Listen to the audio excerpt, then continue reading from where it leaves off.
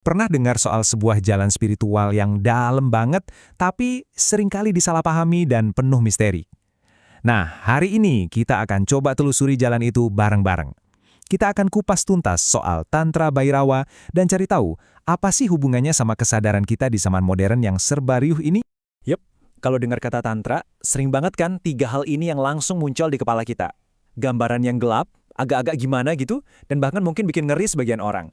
Citra ini tuh emang bikin penasaran, tapi sekaligus bikin gak nyaman. Dan ini yang jadi pertanyaan besarnya. Kenapa coba? Sebuah jalan spiritual malah pakai simbol-simbol yang kesannya tuh ekstrim dan provokatif banget. Oke, mari kita selami lebih dalam lagi. Jadi, biar benar-benar paham, kita nggak bisa cuma lihat dari luarnya aja yang kadang bikin kaget. Yuk kita bongkar sama-sama, ada makna apa sih sebenarnya di balik simbol-simbol ekstrim dalam Tantra ini? Intinya, inilah Tantra Bhairawa. Ini tuh bukan soal aturan moral buat dipamerin ke orang banyak. Bukan. Ini lebih ke disiplin batin yang super personal untuk level yang udah lanjut. Tujuannya apa? Membongkar ego dan menerima realitas apa adanya secara utuh tanpa filter. Nah, ini yang penting banget buat kita ingat.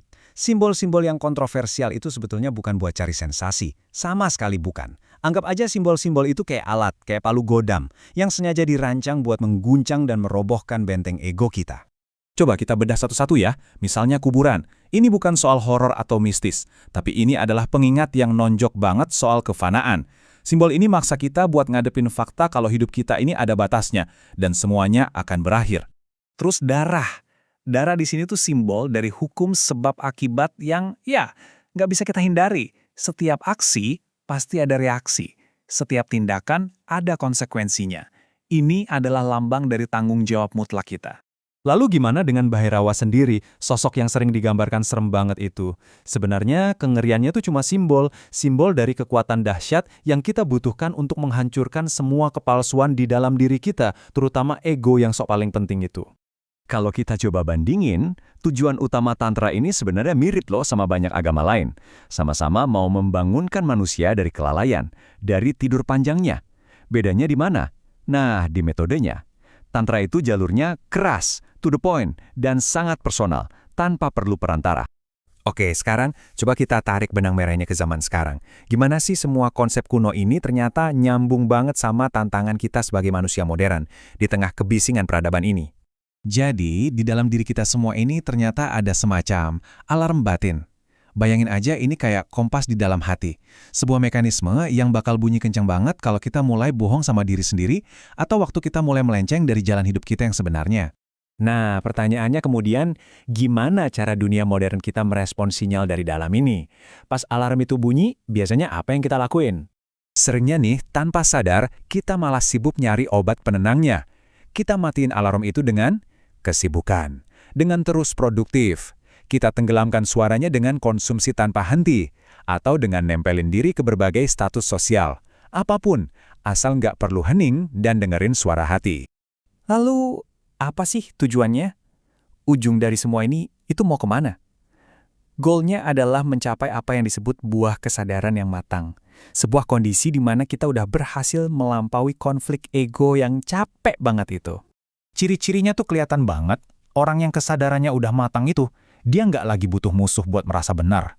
Dia nggak lagi sibuk nyala-nyalahin orang lain. Nggak ada lagi tuh kebutuhan buat merasa lebih unggul. Buat mereka, konflik ego itu cuma buang-buang energi, sia-sia. Ini mengarah ke konsep yang namanya diam yang aktif. Eits, tapi jangan salah ya, ini bukan berarti pasif atau cuek. Justru sebaliknya, ini adalah kondisi sadar penuh di mana kita nggak lagi gampang kepancing, nggak reaktif, tapi tetap memegang penuh tanggung jawab atas hidup kita.